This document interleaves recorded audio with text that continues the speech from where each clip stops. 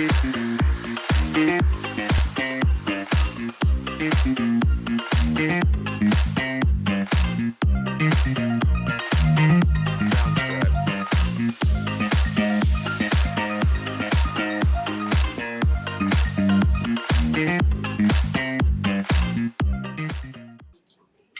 you for joining us today for our panel discussion on e-learning and experiential learning for underrepresented groups.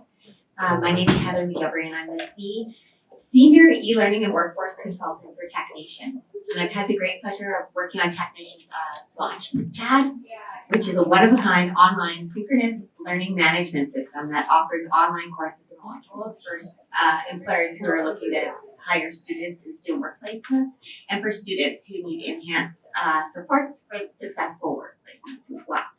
I'm also a doctorate student studying online and distance education, so this is why I'm particularly intrigued and honored to be part of this discussion today. So joining us on our panel today is Darian Kovacs, Jenna Wires, and Lisa Moon. And I just want to take a minute to thank them for joining us today. And I want to give a bit of background on each panel member and why their expertise is on this panel today. So Darian is an Indigenous Métis business leader with years of experience in marketing, communications, and public relations. Through his award-winning company, Jelly Digital Marketing and PR, and as his background as being an educator, Darian runs Jelly Academy, which is Canada's largest digital marketing school, which helps students across Canada wanting to develop their careers in marketing. Darian's recently published book, Marketing Mentors, and he's graciously given us all some yummy jelly on the table out there, so please feel free to bring some with you. Darian is also on the board of directors for Empower Canada, which segues really nicely into our second panelist, Lisa Moon. Lisa Moon is the regional director of Empower Canada in Alberta. She's a certified career development professional, and she's worked in the field of career and workforce development for the past 20 years. Lisa works with an exceptional team at Empower Canada to help job seekers launch their careers into technology through training, certification, professional development, and job placement services. And last but not least, we have Jenna Wires. Jenna is an integral member of the HR team at Northwest Tel, Canada's most northern telecommunications company. Jenna connected with TechNation through the Career Ready student program, and she works tirelessly to provide placements for students in the Yukon. She's a strong advocate for low barrier, equitable, and accessible growth opportunities for underrepresented groups. And she sits on the board of directors for BITE, a nonprofit empowering youth with recreational, educational, and leadership opportunities in Northern Canada. So, thank you for joining me today. And without further ado, let's start. This panel is really important because the workforce is increasingly comprised of older adults, women, and minorities who lack the basic skills and pathways to acquire these skills through traditional education and training programs. So there is no doubt that new approaches are needed to improve effective training for non-traditional students. So Lisa, as Regional Director of Empower Canada, you played a role in creating pathways for underserved youth and adults by launching them into some digital and sustainable careers. Can you expand on how online education and digital training has supported displaced workers and underrepresented groups such as racialized communities, women, new Canadians, and workers who face underemployment and unemployment? Thanks so much, Heather. Well, the reality is that almost every job from this day forward will be a digital skills-based job. Many individuals from underrepresented groups unfortunately have to take low-skilled, low-paying jobs that they get stuck in, so with no means to get out. Lack of access to traditional training often means that they remain stuck and they aren't able to improve their skills, either soft skills or hard skills. And for many, as Angela mentioned, a job in technology seems simply out of reach. Online education and digital training can create career pathways through asynchronous learning and synchronous learning. And this gives people the opportunity for flexible learning opportunities. In addition, the flipped classroom model Our approach has been shown to increase motivation, engagement, and learning, and enable self-direction, mentorship, motivation, and readiness to learn. This helps to cultivate well-rounded future employees. Utilizing a blended approach in online education adheres to many learning styles, and this is really important when we're looking at underrepresented groups. Different learning styles is so essential for us to be aware of that from different backgrounds and different abilities in the workplace as well. It provides the flexibility. Flexibility seems to be the word of the day with working with everyone in the workplace. And this helps people to manage their own schedules and their own times. It encourages learning agility that will apply to the workplace. And especially from the work-home environment, we're seeing many more individuals that are looking for remote opportunities that will require self-regulation as well.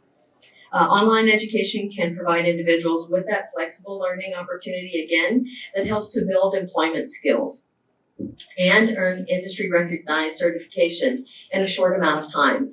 And I think we've heard that earlier today as well, is that employers are looking for people that can access this training and be up and ready very quickly. Employment readiness at Empower Canada includes, yes, tech training, but we also focus on professional development and personal skills development. And I want to speak a little bit about personal skills development. Many people have different names for personal skills: life skills, soft skills, essential skills, all of those areas that employers expect us to have in the workplace. I like to refer to them as power skills because employers expect so much of us, especially in terms of retention in the workplace. We look at collaboration, communication, and being able to work in teams, which is so important. And many individuals from underrepresented groups haven't had that experience, and so they're really lacking in those skills. For displaced workers and underrepresented groups, this also helps to build the courage, confidence, to put themselves out there in the world of technology and to launch a career in technology and to be able to thrive in that industry as well. Great, thank you. I was thinking when you said power skills there, and power skills. Yes. Is my mic so on? Darian, Jelly Academy has provided over $1.3 million in scholarships to Indigenous students and partners with digital leaders across Canada to amplify digital learning. How important are partnerships across industry, academia, and employers when it comes to supporting underrepresented groups in online experiential learning opportunities? Thank you for sharing. So cool. I am very biased, but I am a big fan of all things Empower. So it's so cool to hear what Empower does in the day in and day out. And we get to meet some of these grads. They come out and they get incredible jobs and jobs that they never thought they would have. Like even in my own nation, I get these emails still, and most of the job, or training opportunities I get is like, you could be a forklift driver, or you could do this in this blue collar world. So never do you don't ever see, hey, you could do something in tech, or we use the term new collar type of work. So jobs that never existed 5 and 10 years ago. And so thank you for breaking into our nations and giving us cool job opportunities and training. But speaking of industry connections, I think, if we look at kind of a big picture here of education and take a step backwards, we've got post-secondary institutions and we have private colleges and universities. And then we have what would be called like micro-credential schools or private schools. And so I have a 16-year-old son. I would still love him to go to university and college and like for the experience of it, to meet people, meet someone like Jay and be like, one day we're going to make a speaker company together. This is Jay when Jay's like, no, I'm going to be a soccer player. And he's like, no, let's make speakers, right? And maybe they do something together. And down the road, they're like, Jay, you're done doing soccer. Let's make speakers. And he's like, yeah, let's do it, right? Because you meet those connections in university and college, right? Over a drink or playing rec league soccer, whatever that looks like. But I think when it comes to our job as a micro-credentialing school, we have to have industry connections. We shouldn't exist if we don't. And so I get to chair the Digital Marketing Sector Council, which we've got 2,600 industry people who every quarter tell us what we're doing wrong when it comes to education. And it really sucks because you get this like constructive criticism every quarter, and then you have to adjust your syllabi, adjust your curriculum. And right now, the way the systems are in the structure is if you want to be a private training institute or if you want to be a formal post-secondary institution, it's like 12 to 18 months to update your curriculum and syllabi. And so A, you need the industry connections, but B, you also need to be connected to a micro-credentialing entity that has flexibility in how it can update its curriculum and syllabi. And I think that's the only way we've seen success. And our biggest referral group is post-secondary institutions and profs who are saying, and I don't know if this was like they were making fun of us or it was a compliment. You can help me understand this. But they call this like a finishing school. So because they're like, we'll put them through 4 years of like theory and ideas, and they'll get the sweatshirt and they'll get the brand, and it's awesome. And then they'll go to us to be like, it's a 6-week, 3-hour-a-week part-time program that gets them 11 micro-credentials that, according to the Sector Council, which is 2,600 employers, is what they're looking for. And that's why we got like a 96% typically hiring rate, whereas in most post-secondaries, they've yet to crack 50%.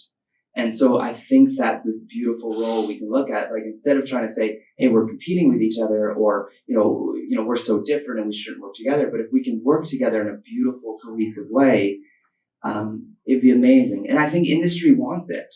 And if you ask them what they're looking for and you listen and you produce them, they get hired. Absolutely. That's the magic of online and experiential learning, is that you can really deliver. And the other magic piece of online learning is we can make things appear that weren't there before. So here is John McLeod. He is one of our amazing panel members. I'd like to introduce him really quickly. He's the creative director of Pathwise Solutions Incorporated. And I had the privilege of working with John and the Pathwise team in the development of our Launchpad learning management system, which I mentioned at the opening of the panel. And they specialize in creating custom learning solutions that address client goals both locally and internationally. And I can assure you personally, in designing courses, John is very passionate at creating immersive story-based learning experiences. So thank you, John. I appreciate you being here today. So my next question would go to Lisa. Can you share how Empower has mitigated some of the barriers that Indigenous students face when accessing online learning? Sure, happy to talk about that. When we first opened our office in Alberta, in Calgary, in 2019, as we started to build some brand awareness and recruiting participants in our programs, we realized we did not have one single Indigenous applicant for the program, which is really shocking to me. So as we started meeting with our community partners and having the honor of meeting with elders, what we found is that Indigenous people don't typically think of themselves in technology because they don't see themselves in technology. And we know that representation matters. Across Canada, less than 2% of the technology workforce identify as being Indigenous. This has to change. So what we started doing is really meeting with our community partners, trying to understand the services they provide, the individuals that they're serving, and how can we support them while they come into our program. So we're very, very fortunate to have created our Tech Pathways program. It's a pre-program introduction, our pre-program session, where we have an elder-led session around creating a welcoming environment for Indigenous students in our programs. What we found is that if they're don't feel welcome, they won't stay. And they'll leave. They won't say why they won't stay. And so we really had to focus on what does a welcoming environment look like, especially in an online environment. So we have the pleasure of working with elders, with knowledge keepers who lead our sharing circles, art knowledge keepers that are simply amazing in working with our participants and really helping them to express what their barriers are or challenges throughout our program. Through this session that we have 1 week prior to starting our program, they also get to meet with all of our staff. So they're not surprised when they start the program who the staff members are and who they'll be working with. It also gives them an opportunity in sharing circles to really share their fears, their concerns, their challenges, and what we can do in order to support them along the way. I'd like to talk a little bit about the knowledge keeper piece with that, because we thought about how would we do this in an online environment. So we've been able to shift it in a really beautiful way. With the Art Knowledge Keepers, our most recent program, we brought in a hip hop artist from Calgary, and what he does in the sharing piece of the program is has everyone to talk about what their fears are, what their challenges are, what some of their concerns are, and then they write a song about it and perform it. It's the coolest thing you've ever seen. These people just met each other and have opened up in such beautiful ways, and it really helps our team to know how to work with them. The other piece I'll share about an online environment is that with the elders coming in and leading a smudge, all of our participants in our teams have also been provided with mini smudge kits, so everyone can take part in the smudge and blessing as well. And so there's a lot of ways that we can really create an atmosphere for the Indigenous participants to feel welcomed in the program. As the program starts, we continue with the sharing circles. They're all Indigenous led. All of our team joins and the participants join as well. We invite alumni to come back, and it's amazing to show the support that the alumni have with the current participants to talk about their journey and what it's like to be in the workplace. Without these sessions, I'm not sure if we'd be able to keep as many Indigenous participants in our program, because it does provide that space for them. So, and really important to talk about space. When we started going out and meeting with the Indigenous communities, it wasn't about us talking about how great Empower Canada was, how wonderful our programs were. It's really about listening to what they need and making the space and the time to listen and really value what they're saying to us, which has led to some really incredible partnerships across Alberta and working with our elders and across treaties and across nations to really accept our knowledge, our commitment to reconciliation, and really understanding what some of the challenges are in those communities. Thank you. John, this question's for you. You are a leading instructional designer, and I think maybe Lisa started touching on this a little bit near the end. You speak to a variety of audiences in the work that you do, and you speak of your passion for creating immersive story-based learning experiences. What is the main consideration when designing an e-learning and training solution? Thank you. I apologize for being late. I am sweaty. It's been an hour on foot trying to get here, so I made it. So the question. Can you read part of it again? I just And I know lost we talk about this all the time when we're talking about Launchpad. What is the main consideration when designing an e-learning and training course? So when we're designing courses, one thing that can happen is that there's all these flashy ways of doing things. You know, someone hears of an immersive, Second City. I remember when Second City kind of came up and everyone was like, that's going to be what we're going to do. Everyone's going to do it. That's the solution to everything. And then there's been other technologies that have shown up. And again, it's, maybe simulations. Simulations are going to be used by everyone in every situation. And what I think is important is these tools are all really important. And they're very important for the specific tasks that you're using them for.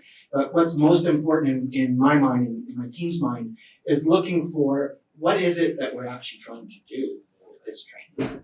So we like to take a step back and really explore the business goals of whatever it is that we're doing. And then look at, well, what are the actions that everyone is taking, or that the people that are going to be taking the courses need to take to further that business goal. And that might be a business goal. It might be, we work for a lot of nonprofits. It might be, there's lots of ways of framing what a goal is. But when we do that, we look at what is it that gets in the way. So what are the barriers or challenges for people the learner, to undertake the skill or the task, the action that they're hoping that they'll do. And then we start looking at solutions. And what can happen is people can start to go to solutions too quickly. And then, and you end up creating, you say, well, I can get $150,000 to do this incredible live video that'll do all of this stuff. And then I think we have to step back and say, well, why? Why that? $150,000, maybe there's a simpler solution that's going to get you the same thing, but you can't know that until you back up and look at the actions themselves and what you're actually trying to do with it. And the other advantage of it is that as you explore this, we go through these discovery processes, a lot of the times the barriers have nothing to do with the skill necessarily that you're trying to develop. It's about the culture. It's about different misconceptions that people have. I remember one was a safety course for truck drivers. And the way we approached that one was through listening to what are the challenges that these truck drivers have with carrying out their the things that they need to do for their safety programs. And so we got to hear what all the issues were. And then we created characters around them that sort of played on that. So there was a character that was a curmudgeon, that really didn't want to get with the program at all. And then over time, something happens, an event happens, and someone he cared about in the workplace actually got injured.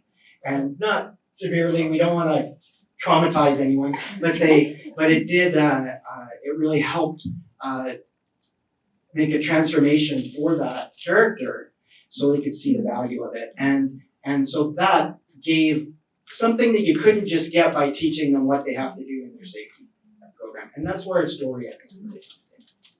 Yeah, so taking a step back and looking at the goals and the end user and learner and not starting with the technology itself. We'd like to say we're technology agnostic. So it's like we have all these tools that we can use, but we need to know why we're going to use them first. Okay. Jenna, as an HR representative at Northwest Health and a Tech Nation member, so I first met Jenna, Northwest Health was learning about the Career Writing Program, which is a program that we do at Tech Nation where we provide student work subsidies for student work placements in tech. And being from the Yukon and raised in the White Horse, Jenna has been a strong advocate for student work placements. So I'm going to ask you, what is the experiential learning climate like in where you are, and what challenges do you face across the 3 territories in terms of engagement and e-learning? Yeah, thank you, Heather, for that question. I am really excited to be talking about this, being a born and raised Yukoner. I've been really fortunate to go through a lot of the experiential learning programs that are offered to folks up north. And now working at Northwest Health, managing the student hiring, I now get a very different perspective, seeing the other end and seeing where we can innovate to make what is already in place bigger, better, faster, stronger. So in terms of what is available, we start as early as high school, getting students engaged in experiential learning opportunities. It's really important to show youth what is out there, what's available for them, and begin to build an identity within those sectors. Building an identity within any field of work that you want to pursue, I think, is really important. So at the high school level, we offer courses for credit to go towards graduation, and really anything that a student may be interested in, from small engine mechanics to fashion design to experiential science programs. I was participating in one in high school where we would learn about the biodiversity of oceans while sea kayaking in Alaska with humpback whale migration. So opportunities like that are really rare and special, and again strengthens that pre-college pipeline to get the youth interested in pursuing post-secondary education. So for those students in university, many of us choose to leave the territory to get an education. But what the government does in the Yukon in partnership with private sector businesses is set up a whole catalog of positions for students that they can work in placements that are related to their field of study or directly in their field of study to continue building that identity and start to gain some experience within their field. I myself have participated in that program all 4 years. I would not be sitting in front of you all talking today if it weren't for this program. So it's really special and it's super successful. Thinking about beyond that for the rest of the community, we are lucky to have a wide network of nonprofit organizations, community grassroots organizations who do a lot of outreach work into more remote communities around the Yukon, and in the Beaver Delta region in the Northwest Territories, providing leadership workshops, providing e-learning opportunities for upskilling and things like Microsoft applications, for example, to really prepare people for trying to enter the workforce and again, creating an identity in spaces that maybe they wouldn't consider themselves being in before. When we think about the barriers, the North is a really unique place in that we, between the three territories, cover about a third of Canada's landmass, but have a population of just under 120,000 people. So it's a really wide area of land, not a lot of people. So the first barrier we see in trying to expand experiential learning opportunities is recognizing that most of them are located in the major hubs in Whitehorse, in Yellowknife, and in Iqaluit. Many of these remote communities are fly-in only communities that can be extremely expensive to charter flights, and it just makes it really inaccessible for a lot of youth specifically to be able to access these opportunities. And there are also a lot of communities that you have to drive upwards of 6-8 hours to. And the climate in the Yukon, the harsh weather that we experience, man, it can make it really difficult to be able to physically arrive to these places, which is why offering e-learning to these places are so important. But something that we need to consider with that is that with a lot of the rural communities, there is a greater emphasis on land-based education and interpersonal connections. And we have found that myself doing some recruiting within the more remote Indigenous communities, talking to our partners, emphasizing that it is more important to have that face-to-face interaction. So as we move forward in developing more, we try to keep those things in mind to make sure that people in the community can access, can still be connected to their communities where they have the strongest supports in place. And yeah, just trying to spread as much as we can. With Northwest Health Partnership with Tech Nation, I'm really excited for the future in trying to develop more opportunities, not just for the Yukon, but across our operating area, so that I can share kind of my experience and how I've gotten to where I've gotten with as many other Northern youth as possible, recognizing the talent that we have in our backyards, instilling that identity that they can be in business, industry, STEM, all of that good stuff. And yeah, that's what I hope for the future. It's fantastic. Thank you. We're excited for working with you two going forward. And when we think about barriers to online and experiential learning, we often forget that there's geographical barriers still in place. So thank you very much. Darian, would you like to build upon some of the trends emerging and the changes that you need to make at Jelly Academy to ensure the curriculum is always innovative and up to date? Yeah, I think just bouncing off of what I was sharing earlier, because of the industry input that we get every quarter, we have to update our curriculum, we have to update our syllabi. So when building these courses, we have to remember we can't put all these eggs in one basket. I remember we shared this one, we had to present kind of the learnings from the sector council a few weeks ago, when someone saying, you know how expensive it is to update curriculum? You know, like, these key learning objectives these are our golden calves. They're beautiful here. We made them with stone and alabaster. And so it's having to be able to hold things like that loosely if we want to keep up with industry requests. Our problem now is, though, and I don't mind admitting this, is like I'll get like a kind of a grumpy or passive aggressive, usually they're passive aggressive emails at least once or twice a week that are like, hey, I am donating or investing, like 6 to 8 hours a quarter to help, the sector council, but every time I go to higher grads, you don't have enough. And so the LinkedIn put out a report a few weeks ago, the fastest growing job right now in Canada is digital marketers. And so we can't produce enough that are industry ready students. And one thing I've been finding that's really, really cool, and again, it's one of the saddest but most exciting parts about this program, is our Indigenous students said to us who came through and they were like an adult learner. So they were like 32 and they're like, hey, I've been through like high school, university. It's the first time I've ever seen an Indigenous instructor. And so being able to even put Indigenous, students through our program, we're making sure our instructors are also Indigenous so they can see someone who looks like them. And it's the whole Jackie Robinson effect, right? Until Jackie Robinson played baseball, you'd never seen an African-American baseball player. And so I think the idea of working with Indigenous students, it's also having to take the idea of how do we lift up and embrace and really empower Indigenous instructors. So I think one of the things that we've been excited about is the last 3 years building up, investing and training instructors who are Indigenous, instructors who are Black, instructors who are people of color. Because it's one thing to, rope people into a program and have these amazing funnels and recruit people in, but then it's like, none of these people look like me. What is this world? And I think that's the whole thing of retention and how do we retain them? And then our next problem we're trying to solve, and this is the thing that we're trying to grow with, is we had this amazing year this last year. We saw just over, I think it was like 900 grads go into industry, over half were Indigenous. But then a year from now, will they become managers? Will they become VPs? Will they become the next CMO of Tim Hortons?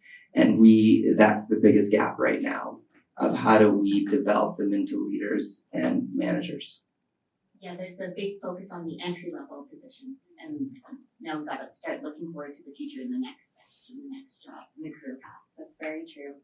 So I was wondering if anybody would like to share some success stories that they have experienced of working with students and employers in remote or online environments. I can share this. I'm going to put Kiri on the spot just because she's here and she's awesome. So First Nations Tech Council, we had a group of scholarships and they sent a few of their students our way. And Best Buy had this really cool program where they're like, we're going to give you any Indigenous student a new laptop and cell phone. They're really excited about philanthropy and they're incredible. Like during COVID, they gave seniors so many iPads. I don't know if you know this, but if you had a grandma or grandpa in a senior's home and they got an iPad, it was probably from Best Buy. Like they gave out, I think it was like 8,000 iPads. It was amazing. So they're like, hey, we'll give every one of your students this hardware. So we had someone in like super, super remote BC, like almost right on the border there. And it was someone that came from FNTC. And they got this laptop, they got a cell phone, and then it was like a week after the program, they got hired by an agency out of Toronto. But the agency said, hey, we're going to send you a new laptop and cell phone. That's part of our package. And so if you've ever watched like Star Wars, and you remember that moment when like a lightsaber is passed down from like one Jedi to another, and if you're not a Star Wars person, it's just like this really cool sword thing that glows, and it's like really special, and they're really powerful. But in the hand of the user, the lightsaber is incredible. And so the student passed it down to someone in their nation and said, here's this, you should go through this program. And they got this laptop, and then they came through our program and they graduated, they got a job, and they got sent a new laptop and cell phone. And they're like, hey, I'll pass this down. And then we realized it was garbage that they got pretty wrecked. It got really dusty. The dust wrecked it. So I said, you got to get a keyboard condom. It's like this protective thing. Have you seen that? It's plasticky. They're amazing. I got one because I spill tea on my laptop all the time. But all that to say, like the power of passing down the thing. And it was this world where literally the nation was telling us they're like 95% of their nation were going into like blue collar jobs. And so that's where kind of the new collar, we call it like digital trades actually at that time, because we were really struggling to help people understand that like tech is an option for you and tech is awesome. And tech can be something that can be in your future. Perfect. And I know there's lots of success stories out here. Is there anybody else who wants to share a success story? Sure, I'm happy to share another success story. Empower Canada is a workforce development organization that has offices across Canada. Therefore, we work with employers across Canada. And as many people know, there's an incredible labor shortage in Alberta right now. So we have the pleasure of working with employers in Toronto, in Nova Scotia, and other areas, even some here in BC, that are hiring our graduates to come and work with them, or we're able to fill their positions with some of the graduates from our programs. I think the flexibility in attracting people for remote jobs is really important as well. Many of our graduates that come to our programs have been provided with loaner laptops, and they never had a laptop before. So now they have the ability to learn how to work with a laptop, understand connectivity issues. We provide Wi-Fi sticks for people that have internet connectivity issues. All of these things to say is now they're building those skills along the way and experiencing working from Alberta, working from Nova Scotia, Quebec, BC, and working with employers across the country in those remote opportunities. Again, for a lot of these individuals, they are entry-level positions. but we're also very selective about the employers we're working with, and we want to see them advance our graduates along the way. So with Empower Canada, all of our graduates become our alumni, and we continue to work with them for 5 years. So we want to help them to ladder in their careers in technology. We continue to provide upskilling opportunities as well. So we continue to work with employers that want to promote our graduates, and we track that along the way. I have the pleasure of working with many employers in Alberta and very selective about the employers that we work with and making sure that they're hiring underrepresented groups from our areas and as our graduates. And many employers come to us because of that. So we feel really, really blessed to be working with them and honored to be working with them to help people grow in their careers and not be stuck in those entry-level positions, because they all deserve it. They work really hard through our programs. They're not easy programs. And so we want to help them to grow and move forward. Those remote opportunities and helping to fill talent pipelines across Canada have been really successful and are certainly needed, as we've heard in all of the sessions today. I can go into a few examples. For a more northern-centered success story, we at Northwest Health, we hire a group of employees that we call community service technicians. And these are a group of technicians that we hire in the most remote north you can possibly think of. These are folks who are living in their communities, want to stay in their communities, and to learn technical skills, such as setting up internet, setting up phone lines, things like that, who are able to make those repairs within the community instead of waiting for a text, say, from Yellowknife to charter a flight all the way to their community, which could take a couple of days, which, you don't want to be without internet or connection for that amount of time. So we go look into these communities, partnering with hamlets, with Indigenous governance offices, to find people who are interested in working with us. Once they're hired, we send them out for training, which includes safety training, we call it Telecom 101, and then we put them back into their communities, which they are then able to use those skills and put them back to their people, which has been really successful, and people are really empowered by that. And it's been really great as someone who recruits these folks, how excited they get for the development opportunity, the opportunity to leave their community for a bit, but to come back. It's a really awesome, feel-good thing to work on. Looking at other folks within Northwest Health, we have something called the Next Gen Leadership Program. We run that through our parent company, Bell. And what that is that we look at either entry-level employees who are showing really strong signs of leadership, or people leaders, we call them, who we think could be the next generation of directors within the company. We put them through a few-week program, which is an e-learning program, again, run through Bell, and they are then able to develop into higher level positions within the company. We've been doing a lot of work to really diversify our management and director level employees. So developing a lot of women, Indigenous people, visual minorities, and that's also been a huge success for us. Just quickly, I'll share one that I'm so pleased with. As you know, in British Columbia and across Canada, and actually into the States, 4 minutes,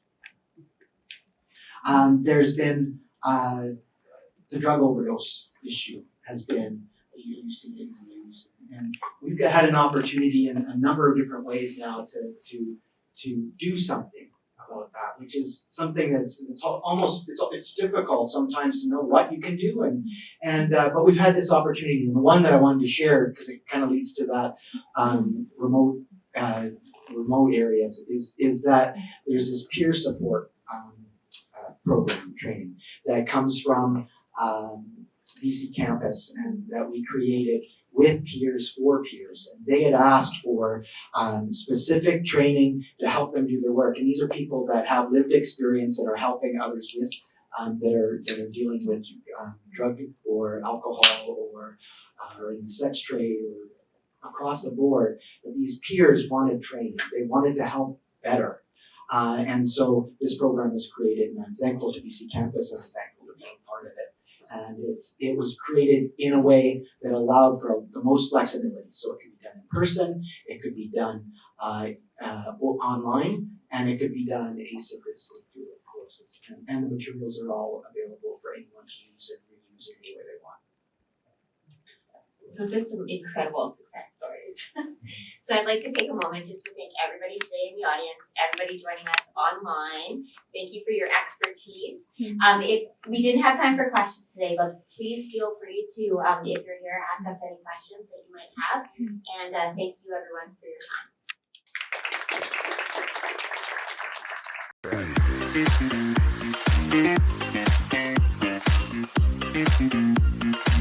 time.